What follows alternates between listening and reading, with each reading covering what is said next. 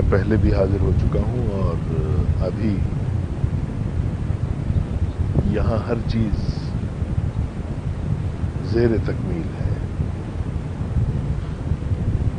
اور یہ بات خوشی کی ہے کہ اپنی آبادی کے ساتھ ساتھ سوسائٹی کے ممبران نے اور سوسائٹی کے عہدیداروں نے مسجد کی بھی بنیاد رکھی اور اگرچہ یہ مسجد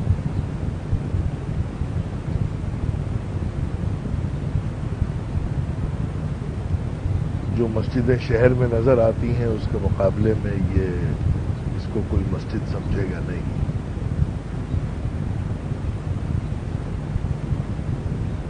لیکن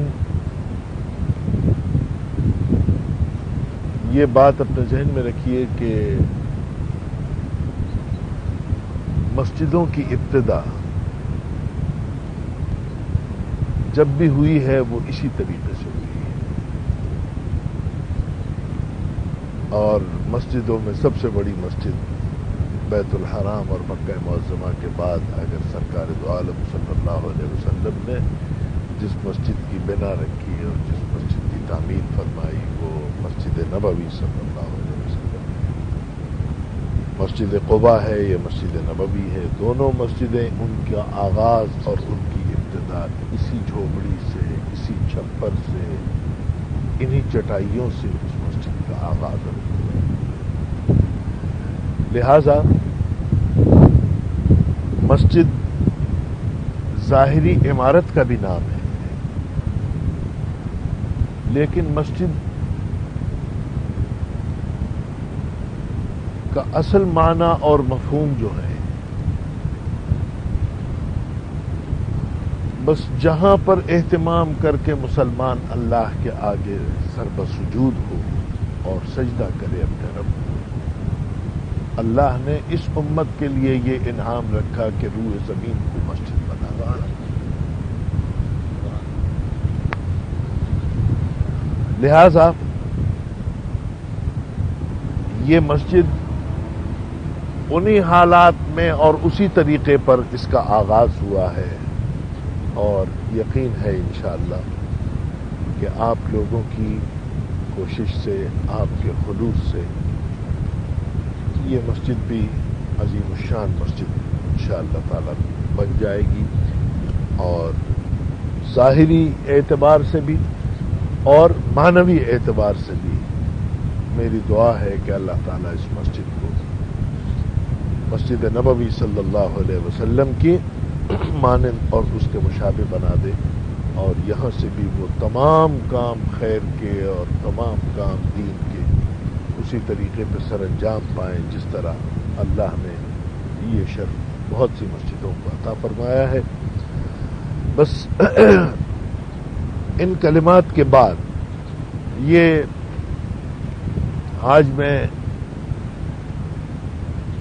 حاضر ہو گیا، محمد زادہ صاحب اور ہمارے حکیم صاحب جو ہیں ہمارے مہربان ہیں، اور فرمایا کہ یہاں ویسے تو انشاءاللہ تعالیٰ کسی موقع پر کسی کوئی اجتماع کریں گے، بڑے بڑے علماء کو بلائیں گے،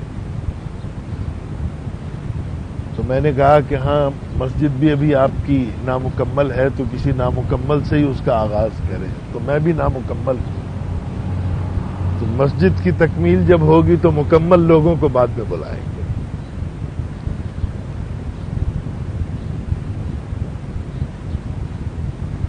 قرآن کریم کی ایک آیت آتے ہوئے ابھی میرے ذہن میں تھی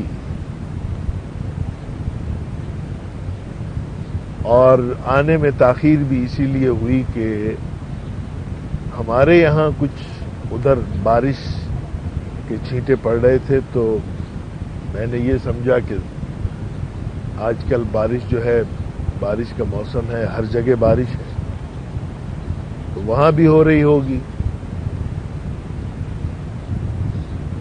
اور جب وہاں بھی ہو رہی ہوگی تو، اور یہ بھی مجھے معلوم تھا کہ محمد زادہ صاحب جو ہیں بارش ہو یا طوفان ہو پہنچے ہوئے ضرور ہوں گے، تو یہ تو مجھے اطمینان تھا کہ انشاءاللہ تعالیٰ کوئی اس ذمہ داری کو تو پورا کر ہی دے گا. لیکن بس پھر میں نے ارادہ کیا چلا اور آگے بارش نہیں تھی، تو میرے ذہن میں قرآن کریم کی ایک آیت آئی، وَهُوَ الَّذِي يُنَزِّلُ الْغَيْثَ مِن بَعْدِ مَا قَنَطُوا وَيَنشُرُ رَحْمَتَهُ وَهُوَ الْوَلِيُّ الْحَمِيدُ. اللہ تعالیٰ اپنے وجود پر بہت سے دلائل قرآن کریم میں دے رہا ہے اور یہ بتا رہا ہے کہ میرے وجود کی نشانیاں کیا کیا ہیں.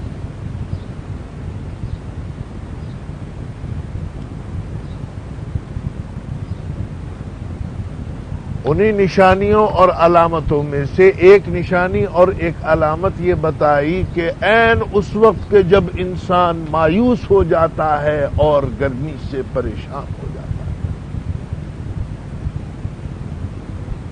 وہ اللہ وہ ہے کہ اس مایوسی کے بعد اللہ تعالی باران رحمت اور غیث کو نازل فرماتا ہے. وَهُوَ الَّذِي يُنَزِّلُ الْغَيْثَ مِن بَعْدِ مَا قَنَطُوا. جب مایوس ہو جائیں لوگ اس کے بعد بارش آئے. وَيَنشُرُ رَحْمَتَهُ، اور پھر اپنی رحمت کو پھیلا دیتا ہے، عام کر دیتا ہے.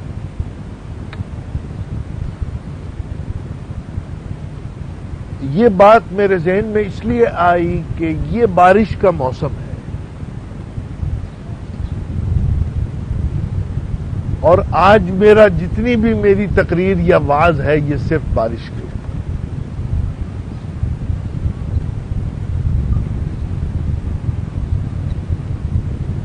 اور اللہ نے بارش، ایک بارش تو وہ ہے کہ جس کو یہ بادلوں سے جو آپ برستے ہوئے دیکھتے ہیں پانی بہتا ہے،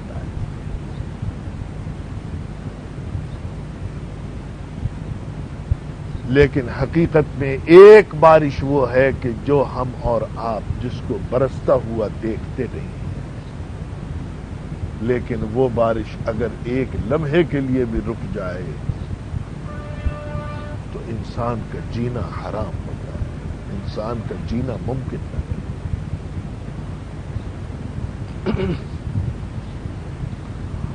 اور وہ بارش ہے اللہ کی رحمت کی بارش.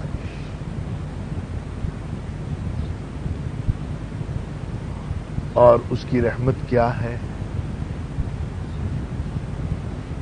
اس کی رحمت اپنے بندوں پر اگر نہ ہوتی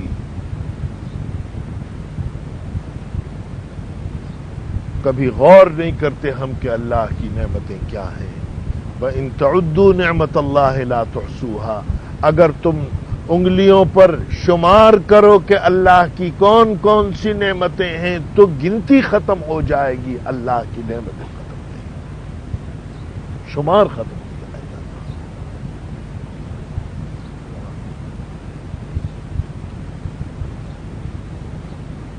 بلکہ کسی نے یہ لکھا ہے کہ اگر آسمان سے یہ بادلوں سے گرنے والے قطرے اور بوندیں جو ہیں، کوئی دنیا میں عجیب عجیب قسم کی مشینیں ایجاد ہو رہی ہیں، اگر کوئی ایسی مشین ایجاد ہو جائے کہ جس سے یہ شمار کر لیا جائے کہ کتنی بوندیں اور کتنے قطرے جو ہیں ٹپک رہے ہیں، تو شاید یہ ممکن ہو کہ ان برسنے والی بارش کو شمار کر لیا جائے کہ کتنے قطرے برسے ہیں.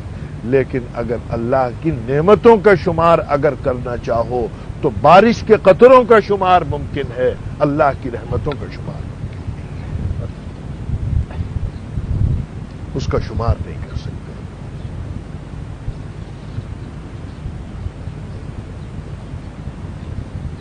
اور انسان کی فطرت یہ ہے کہ ان الانسان لظلوم کفار، یہ ظالم ہے، یہ ناشکرا ہے. اور یہ ناشکرہ کس کا ہے؟ قرآن کریم سبق دیتا ہے کہ دیکھو تم سبق حاصل کرو کس سے؟ فرمایا کہ والعادیات ضبحا فالموریات قدحا فالمغیرات صبحا فأثرن به نقعا فوسطن به جمعا ان الانسان لربه لکنود۔ تم سبق حاصل کرو ایک جانور سے، اور وہ گھوڑا ہے، وہ ایسا ہے دن کو چلاؤ تو چلنے سے انکار نہیں کرے گا، رات کو چلاؤ تو رات کو چلنے کو تیار، سردی میں چلاؤ تو چلنے کو تیار، گرمی میں چلاؤ تو چلنے کو تیار۔ کیوں؟ اس لیے کہ اس کا مالک دو وقت اس کے آگے چارہ اور دانہ ڈال دیتا ہے، بس دو وقت دانہ کھا کے وہ اپنے مالک کا اتنا وفادار ہے کہ ہر وقت اس کی خدمت کرنے کے لیے نہیں، کبھی انکار نہیں۔ حالانکہ انسان گھوڑے کا خالق نہیں ہے، صرف مالک تو ہے۔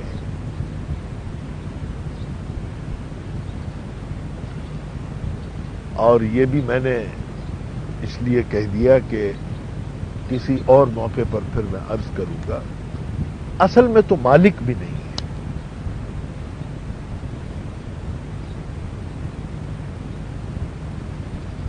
اس لیے کہ مالک وہ ہے کہ جس کو اپنی چیز میں ہر قسم کا تصرف کا اختیار، ملکیت، وہ ہے مالک۔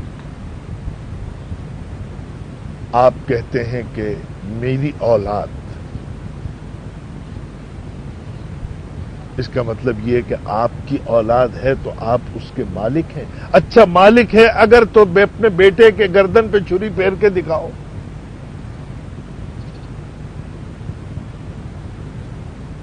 اگر اپنی بکرے کی تم گردن پہ چھری پھیر سکتے ہو، چلو اولاد کی گردن پہ بھی پھیر کے دکھاؤ۔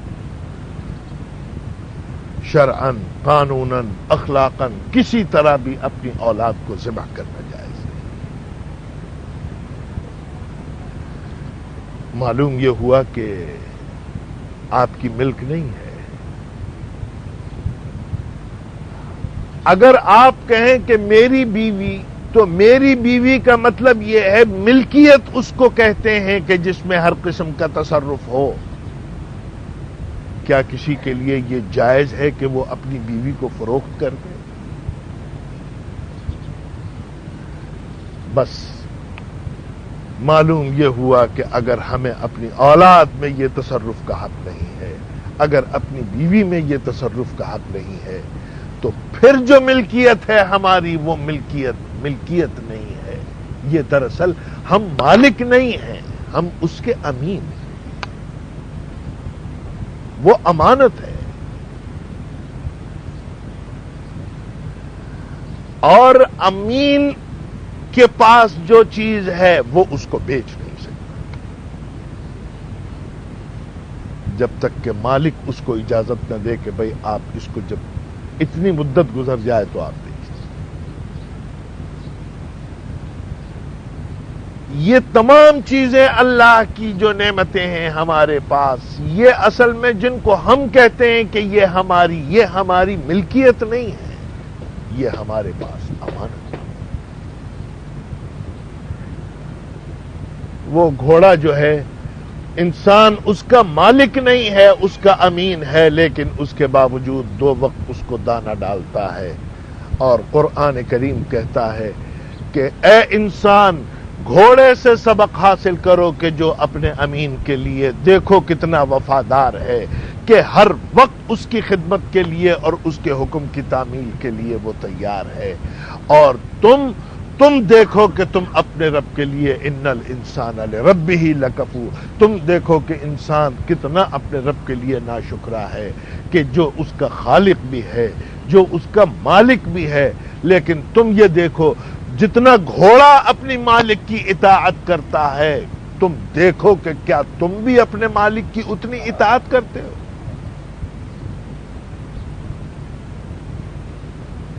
قرآن کریم نے یہ سبق دیا کہ تم گھوڑے سے سبق حاصل کرو۔ میں یہ عرض کر رہا تھا کہ اللہ تعالیٰ نے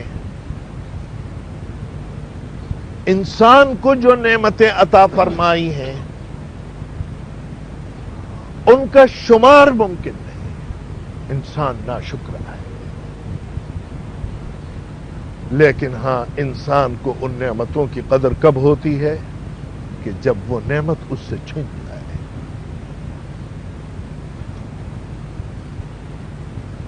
آپ نے کبھی غور کیا کہ کبھی آپ کو چھینک آئے؟ حکیم صاحب سے پوچھئے گا کبھی کہ چھینک آنا اللہ کی کتنی بڑی نعمت ہے، اور اسلام نے تو تعلیم بھی دی کہ چھینک آئے تو فوراً کہو الحمدللہ۔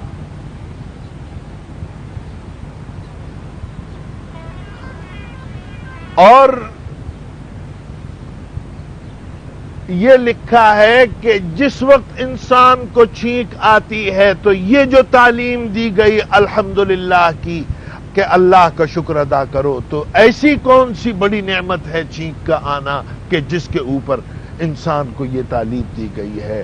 تو فرمایا، حکماء نے لکھا ہے جب چھینک آتی ہے تو انسان کا قلب ایک لمحے کے لیے بند ہو جاتا ہے،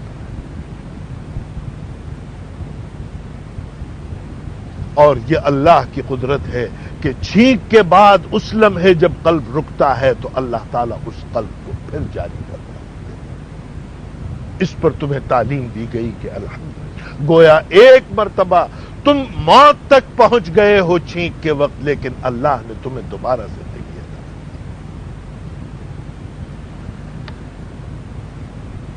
لیکن کبھی ہم نے چھینک کو نعمت نہیں سمجھا۔ اسی طرح اور بہت سی نعمتیں ایسی ہیں، یہ سانس آ رہا ہے، اللہ نے سینے میں دل رکھا،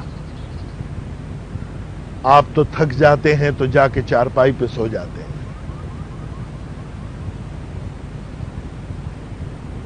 کیوں صاحب؟ اگر اللہ میاں تمہارے سینے میں دل بھی ایسا دیتا کہ تھوڑی دیر وہ بھی آرام کرتا، کہتا کہ بھائی میں کب سے چل رہا ہوں، چلتے چلتے بھائی اب مجھے بھی کچھ آرام کرنے دو، آپ تصور کرتے ہیں کہ اگر دل بھی سونے لگے تو کیا حشر ہوگا؟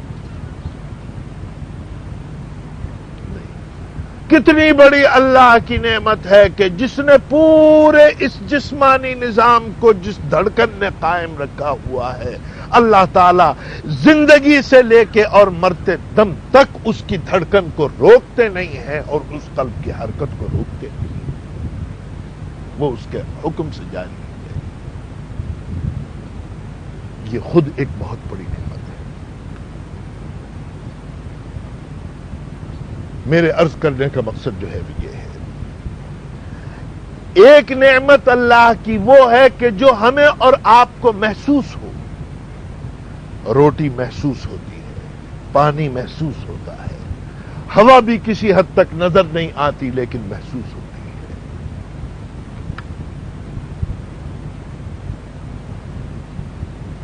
لیکن اللہ کی بہت سی نعمتیں ایسی ہیں کہ جنہیں جو ہمیں اور آپ کو محسوس بھی نہیں ہوتی، اور وہ یہ ہے اللہ تعالیٰ نے اپنی رحمت کی بارش اپنے بندوں پر ایسی نازل فرمائی ہے کہ اگر وہ ایک لمحے کے لیے بھی رک جائے تو پھر انسان کا جینا ممکن نہ ہو، اور وہ رحمت کی بارش جو ہے وہ یہ ہے، اللہ تعالیٰ اپنے بندوں کو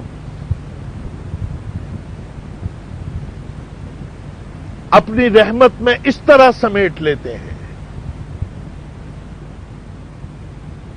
انسان کو خیر اور شر کی دو راستے دکھائے گئے اور بتایا گیا کہ یہ راستہ ادھر جاتا ہے، یہ راستہ ادھر جاتا ہے، اور پھر اس کے بعد انسان کی فطرت یہ ہے، اس کے اندر اللہ نے نفس رکھا، اس کے اندر اللہ نے شہوت رکھی، اور جس کی وجہ سے وہ معصیت کے اوپر آمادہ رہتا ہے، پھر اللہ کی نافرمانی اور سرکشی بھی کرتا ہے۔ اللہ کی رحمت یہ ہے کہ وہ اپنے بندوں سے انتقام نہیں لیتا، وہ اپنے بندوں کو تباہ و برباد نہیں کرتا، اور معصیت کی اس حد تک کہ جو سرکشی کی حد ہے وہاں تک بھی اللہ تعالیٰ عفو و درگزر سے کام لیتا ہے. یہ اور بات ہے. آج آپ اس منبر کے اوپر جو کچھ میری زبان سے اللہ کے اور اس کے رسول کا ذکر سن رہے ہیں تو اللہ کے اور اس کے رسول کا ذکر بھی اللہ کی طرف سے ایک رحمت ہے. میں بیان کروں تو بھی رحمت ہے, آپ بیان کریں تو بھی رحمت ہے, کوئی بیان کرے یہ اللہ کی رحمت ہے.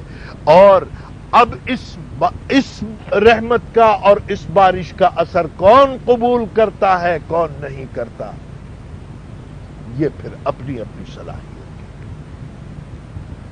کی. کسی نے بڑی اچھی بات کہی, فرمایا کہ 12 کے در لطافت تب عشق لا افنیس, 12 کے در لطافت تب عشق لا افنیس, در باغ لال روید و در شرب خس. آپ نے دیکھا کہ یہ بادل جو برستا ہے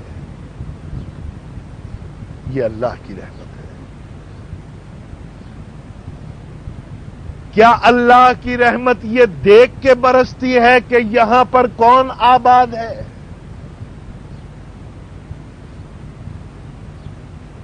کیا اللہ کی رحمت وہاں برستی ہے کہ جہاں صرف اللہ کے ماننے والے رہتے ہوں, جہاں کافر ہیں وہاں نہیں برسے گی؟ نہیں, اللہ کی رحمت کافروں پہ بھی برستی ہے. کیا خاص مکے کے رہنے والوں کے لیے باران رحمت ہے؟ نہیں, باران رحمت جو ہے حق تعالی فرماتے ہیں یہ روح زمین پہ بسنے والے ہر انسان اور ہر ذی روح کے لیے باران رحمت ہے. اس میں میرے بادل اور میرے فرشتے جو ہیں اس سلسلے میں کسی سے کوئی امتیاز نہیں.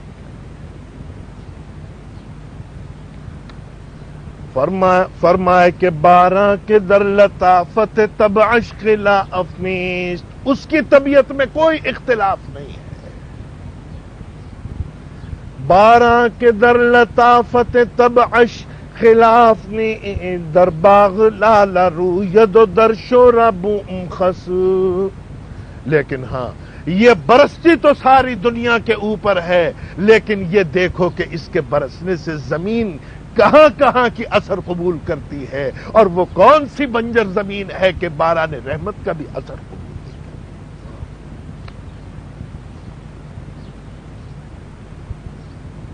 یہ بارش جب برستی ہے تو آپ کی اس ویران سرزمین کے اوپر بھی آپ دیکھیے کہ گھاس اگا ہے.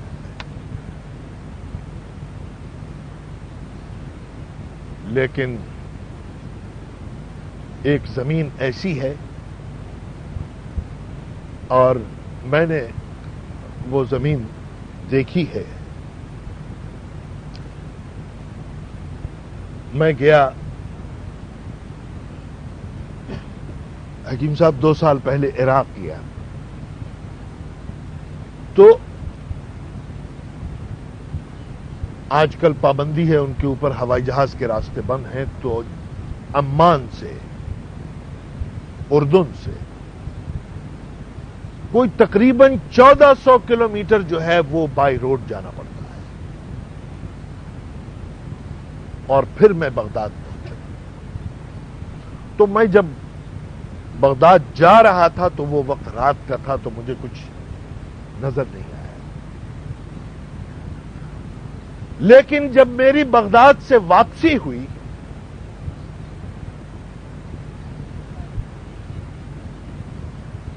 تو عمان یعنی اردن کے علاقے میں ایک ایسا مجھے زمین کا خطہ نظر آیا کہ جو غالباً 50 میل دور تک, 50-60 میل بلکہ 100 میل,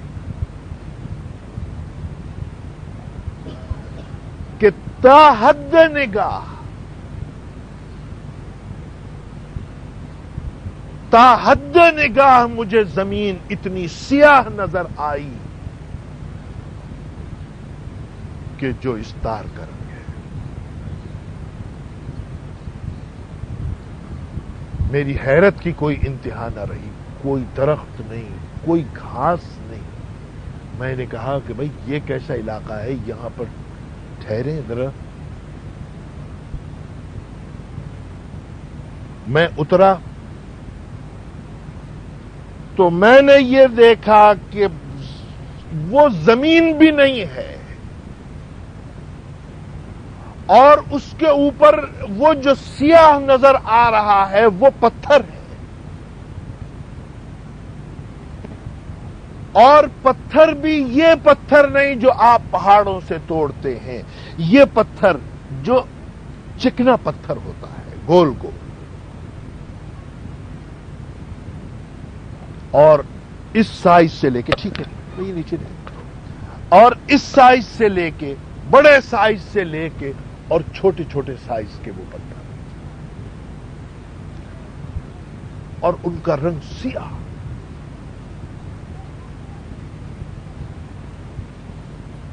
میں اترا اور اتر کے میں نے ایک دو پتھر اٹھائے. پتھر اٹھاتا ہوں تو اوپر سیاہ ہے لیکن نیچے کا رنگ اصلی رنگ.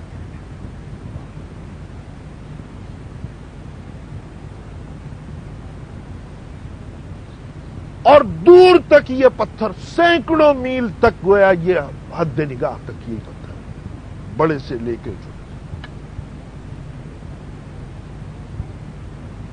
میں نے بس غور کیا اور پھر بعد میں آ کے جو میرے ذہن میں جو بات آئی وہ میں نے کتابوں سے اس کی تصدیق کی. یہ وہ علاقہ ہے کہ جن قوموں پر اللہ نے آسمان سے پتھروں کی بارش کی ہے، یہ وہ پتھر ہیں کہ جو اللہ کے عذاب کی شکل میں اس قوم کے اوپر نازل ہوئے ہیں، اور اس پتھروں کی بارش نے ان کو نیست و نابود کر.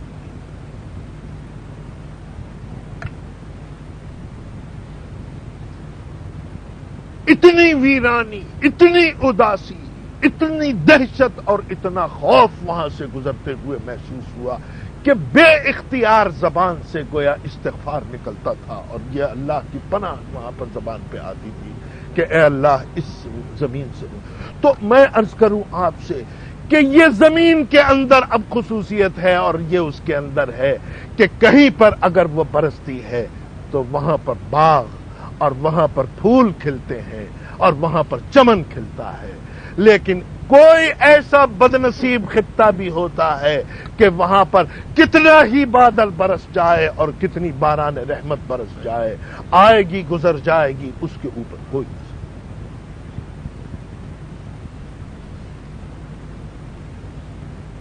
بس میرے دوستو،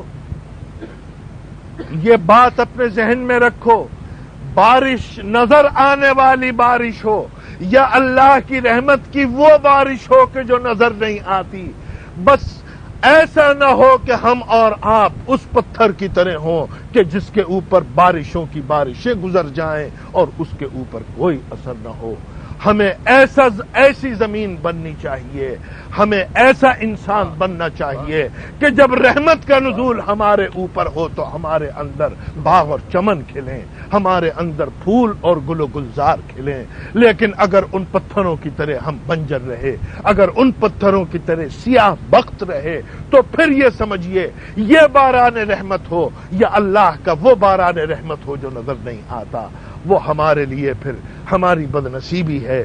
اور اس کا مطلب یہ کہ پھر ہم اپنے آپ کو کسی بارش سے اور اس کی گویا رحمت سے ہم اپنے آپ کو فیض نہیں پہنچا سکتے. اور اس کا ایک ہی طریقہ ہے، اور وہ یہ، اگر تم یہ چاہتے ہو کہ تمہارے اندر گل و گلزار بنے، اگر تم یہ چاہتے ہو کہ تمہارے سینے میں پھول کھلیں، تو پھر ایسے نہیں ہوگا. پھر اس کے لیے اگر زمین کے ساتھ محنت کرتے ہو کہ اس میں تھوڑا سا اس کا ہل بھی چلاتے ہو، اس میں تھوڑی سی کھاد بھی دیتے ہو، تو پھر وہ اس جا کے پھولوں کا بیج لاؤ اور لا کے اپنے سینے کے اندر اگاؤ. تھوڑا سا اپنے سینے میں ہل چلاؤ، تھوڑی سی مشقت کرو، تو پھر تم دیکھنا کہ اللہ کی رحمت کس طریقے سے تمہارے سینے کے اندر چمن کھلاتی ہے اور تمہارے سینے کو گل و گلزار بناتی ہے. بس یہی چند باتیں عرض کرنی تھیں آج کی مناسبت سے. مجھے محمد زادہ صاحب نے یہ بات کہی، آئندہ بھی ہم یہ چاہتے ہیں آپ مسجد کے اندر آئیں. بھائی مسجد میرے لیے یہ بھی مسجد ہے، اور مسجد میرے لیے میمن مسجد بھی مسجد ہے، کوئی فرق نہیں ہے.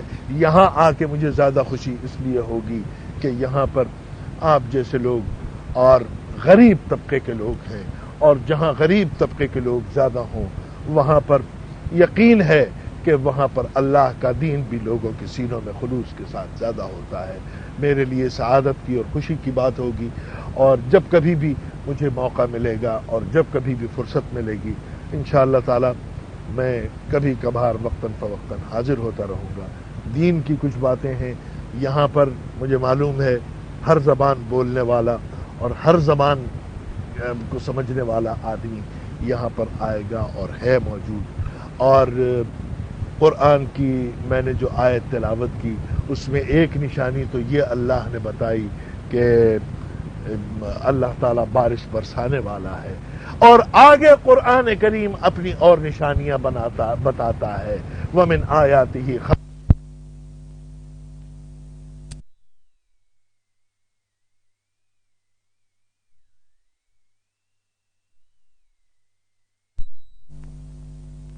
یہ بھی اس کی نشانی. واختلاف السنتکم والوانکم، تمہیں الگ الگ رنگ میں بنایا اللہ نے، یہ بھی اللہ کی نشانی. تمہاری زبانیں مختلف بنائیں، یہ بھی اللہ کی نشانی. تمہارے رنگ الگ الگ یہ سب اللہ کی نشانیاں ہیں.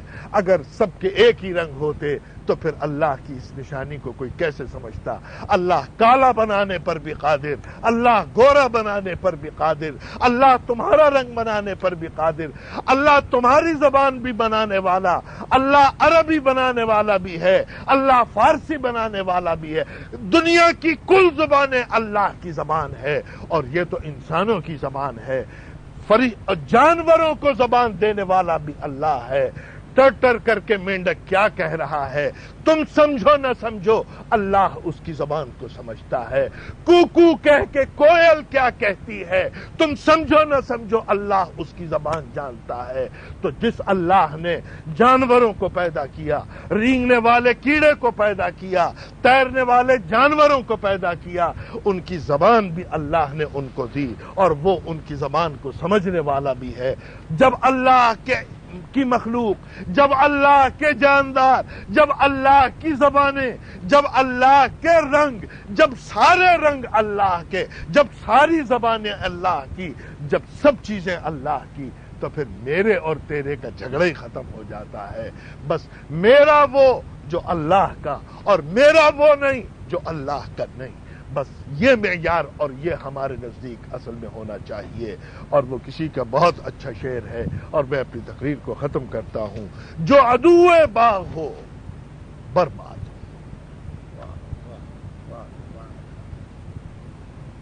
آپ اور ہم دشمنی کرتے ہیں کہاں پر؟ کوئی دکان پر جھگڑا کرے گا، کوئی زمین پر جھگڑا کرے گا، کوئی، اور جناب ہم یہ چاہتے ہیں کہ اپنا لائیں بندوق اور لا کے بندوق سے اور جناب اپنے دشمن کو ختم کر دیں. معیار یہ نہیں ہے. معیار یہ بتایا گیا جو عدو باغ ہو برباد، جو عدو باغ ہو برباد ہو، کوئی ہو، گلچی ہو یا سیاد ہو. ہمیں گلچی اور سیاد کا فرق نہیں رکھنا ہے. گلچی ہو تو بھی، سیاد ہو تو بھی، اگر باغ کا اور باغ کے مالی کا اگر ہے تو ہمارا بھی ہے. اور اگر وہ کہے جی میں تو گلچی ہوں، میں تو سیاد ہوں، میں باغ کو نہیں مانتا، میں مالی کو نہیں مانتا، تو پھر گلچی اور سیاد ہونا کوئی کمال کی بات نہیں ہے اور کوئی افتخار نہیں ہے. فخر کی بات یہی ہے کہ مالی سے اور باغ سے تعلق کتنا ہے. اللہ کے اور اس کے بندوں سے اگر محبت کرنے والے ہو تو سمجھو اللہ کے ہو، اور اگر اس کی مخلوق سے اور اس کی محبت سے تمہیں محبت نہیں تو تم جو کچھ بھی ہو سمجھو کہ تم اللہ کے دشمن ہو اور اللہ کی مخلوق کے دشمن ہو. اللہ تعالی ہمیں اور آپ کو سب کو ایک دوسرے سے محبت کرنے کی توفیق عطا فرمائے، اور ایک دوسرے کے دلوں میں ایک دوسرے کا احترام اور جذبہ محبت نصیب فرمائے. اور اسی طریقے سے باران رحمت کو حاصل کرنے کے لیے اور اس اپنے اس کی برکات کو اپنے اندر حاصل کرنے کے لیے اور سمونے کے لیے وہ صلاحیتیں اللہ تعالی ہم سب کو نصیب فرمائے. اس کی باطنی بارش بھی، اس کی ظاہری بارش بھی ہمارے لیے دین اور دنیا کی بھلائی کا ذریعہ اور سبب بنے. وآخر دعوانا ان الحمدللہ رب العالمین.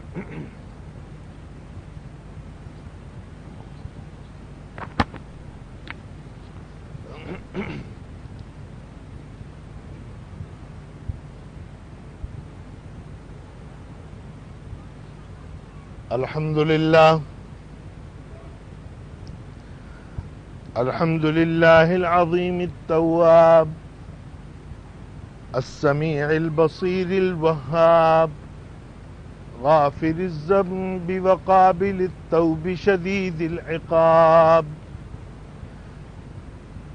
وأشهد أن لا إله إلا الله وحده لا شريك له وأشهد أن سيدنا ونبينا ومولانا محمدا عبده ورسوله الذي من صدق وآمن به ورسله والكتاب. ابن آدم فيا أيها المشتاقون إلى رؤيا جماله صلوا عليه وسلموا تسليما. وأشهد أن لا إله إلا الله وحده لا شريك له واحذروا دعوة المظلوم فليس بينها وبين الله حجاب تفتح لها أبواب السماوات وينتظرها رب الأرباب. ابن آدم فيا أيها المشتاقون إلى رؤيا جماله صلوا عليه وسلموا تسليما. اللهم صل وسلم وبارك على سيدنا ونبينا ومولانا محمدا عبده ورسوله. قال النبي صلى الله عليه وسلم يأتيك أنه مع الكلاب أمراؤهم ذئاب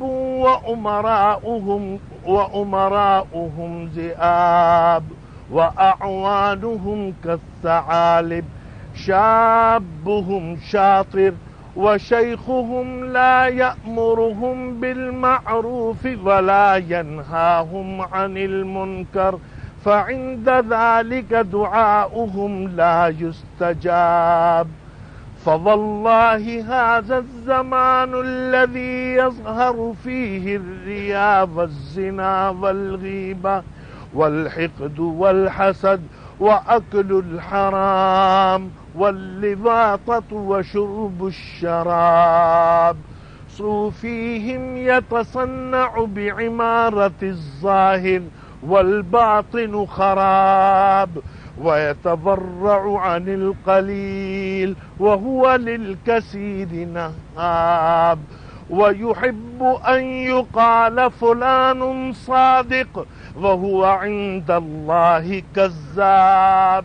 فما عذره عند الله الملك الوهاب إذا سكن بعد الممات تحت التراب وتولى بعد الأحباب فأضحى دعاؤه غير مجاب وزاده عن العيال عبيلا وانتخاب. وقد حققت الحقائق ووزنت الأعمال بالدقائق وجاءت كل نفس معها شهيد سائق للحساب. حفاة عراة قد علق في أعناق كل منهم كتاب يوم يسأل كل عالم عن علمه وكل عامل عن عمله وكل حاكم عن حكمه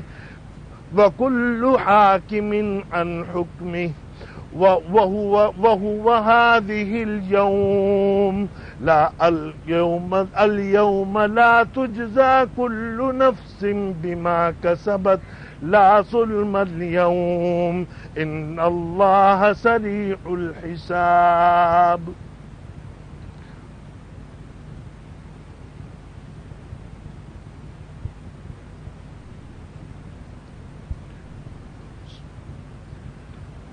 الحمد لله حمدا كثيرا كما أمر، وأشهد أن لا إله إلا الله وحده لا شريك له إرغاما لمن جحد به وكفر، وأشهد أن سيدنا ونبينا ومولانا محمدا عبده ورسوله سيد الخلائق والبشر. اللهم صل وسلم وبارك على سيدنا ونبينا ومولانا محمد وعلى آله وأصحابه مصابيح الغرر. عباد الله، اتقوا الله تعالى من سماع اللغو وفضول الخبر، وانتهوا عما نهاكم عنه وزجر، واعلموا أن الله أمركم بأمر بدأ فيه بنفسه وسمى بملائكته المسبحة لقدسه، وسلس بكم أيها المؤمنون من برية جنه وإنسه، فقال تعالى مخبرا وآمرا: إن الله وملائكته يصلون على النبي يا أيها الذين آمنوا صلوا عليه وسلموا تسليما. اللهم صل وسلم وبارك على سيدنا ونبينا ومولانا محمد صلى الله عليه وسلم، خصوصا منهم ذي الأصل العريق أمير المؤمنين سيدنا أبي بكر الصديق رضي الله تعالى عنه، وعلى الزاهد الأواب الناطق بالصواب أمير المؤمنين سيدنا أبي حفص عمر بن الخطاب رضي الله تعالى عنه، وعلى كامل الحياء والإيمان أمير المؤمنين سيدنا عثمان بن عفان رضي الله تعالى عنه،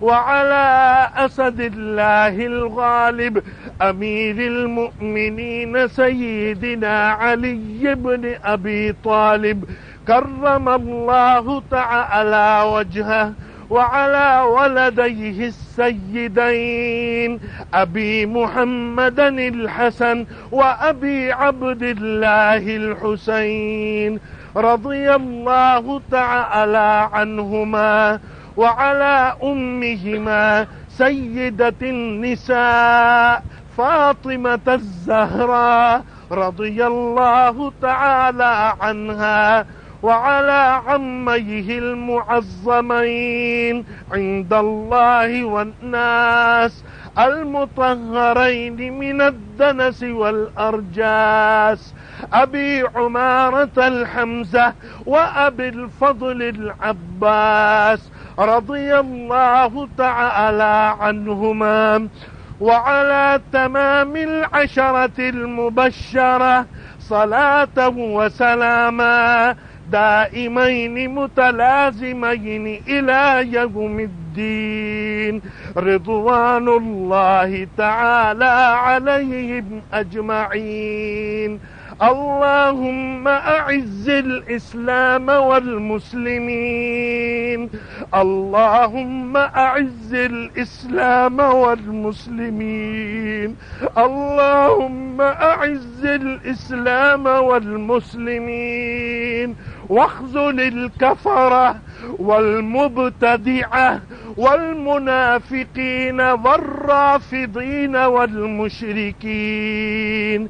اللهم شتت شملهم، اللهم مزق جمعهم، اللهم دمر ديارهم، اللهم انصر من نصر الدين واخذل من خذل المسلمين. اللهم انصر المسلمين المستضعفين في الهند وكشمير وفلسطين. اللهم انصر المسلمين المستضعفين في بوسنيا وكشمير وأفغانستان. اللهم ألف بين قلوب المسلمين. اللهم سدد أحوالنا وطهر قلوبنا عن دنس الوطنية الوثنية الجاهلية، واجعلنا إخوانا مكرمين. اللهم اهدنا فيمن هديت، وعافنا فيمن عافيت، وتولنا فيمن توليت، وبارك لنا فيما أعطيت، وقنا شر ما قضيت، فإنك تقضي فلا يقضى عليك، فإنه لا يذل من واليت ولا يعز من عاديت. تباركت ربنا وتعاليت. نستغفرك ونتوب إليك. اللهم انصر المسلمين المجاهدين.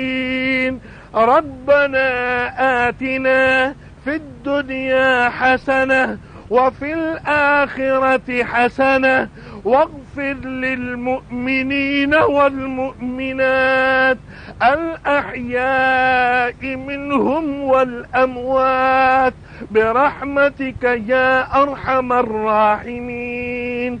والحمد لله رب العالمين. أعوذ بالله من الشيطان الرجيم. إن الله يأمر بالعدل والإحسان وإيتاء ذي القربى وينهى عن الفحشاء والمنكر والبغي يعظكم لعلكم تذكرون. اذكروا الله يذكركم وادعوه يستجب لكم، ولذكر الله تعالى أعلى وأولى وأعز وأجل وأهم وأتم وأكبر.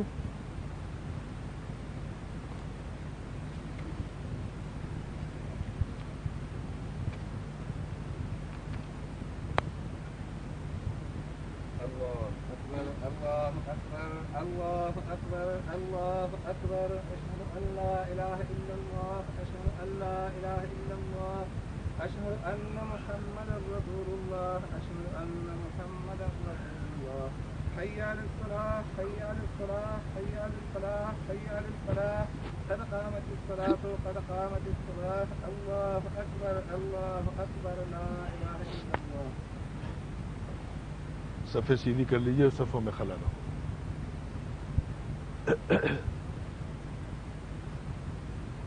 اللہ اکبر۔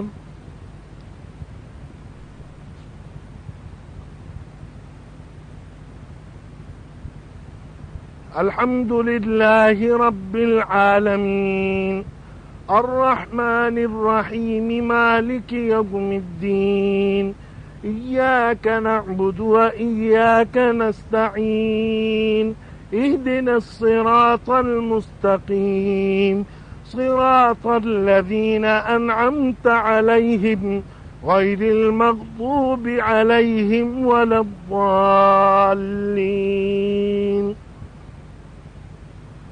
والضحى والليل إذا سجى ما ودعك ربك وما قلى وللآخرة خير لك من الأولى ولسوف يعطيك ربك فترضى ألم يجدك يتيما فآوى ووجدك ضالا فهدى ووجدك عائلا فأغنى فأما اليتيم فلا تقهر وأما السائل فلا تنهر وأما بنعمة ربك فحدث. الله أكبر.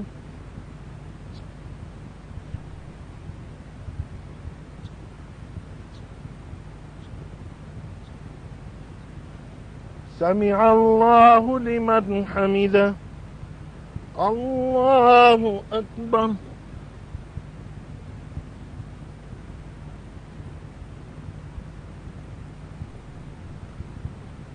الله أكبر.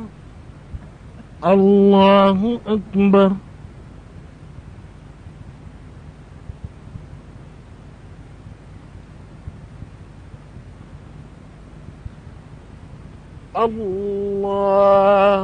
الله أكبر.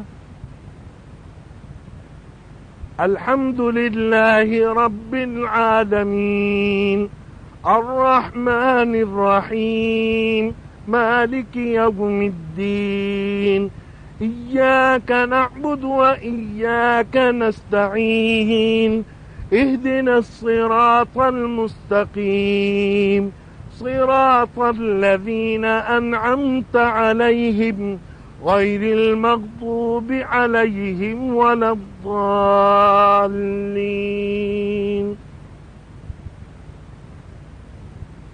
ألم نشرح لك صدرك ووضعنا عنك وزرك الذي أنقض ظهرك ورفعنا لك ذكرك فإن مع العسر يسرا إن مع العسر يسرا فإذا فرغت فانصب وإلى ربك فارغب. الله أكبر.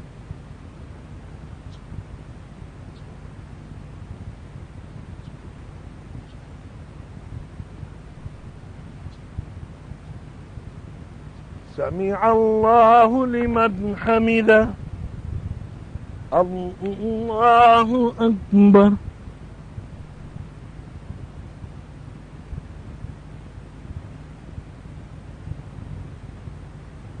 الله أكبر. الله أكبر.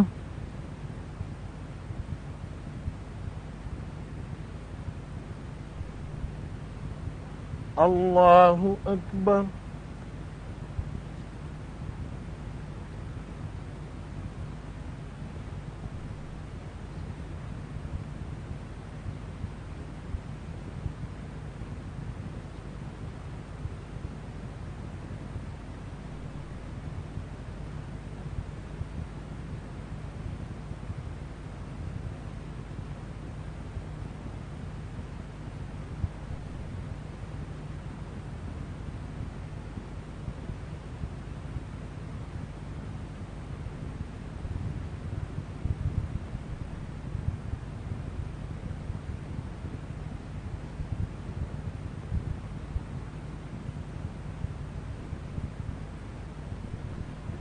السلام عليكم ورحمة الله. السلام عليكم ورحمة الله.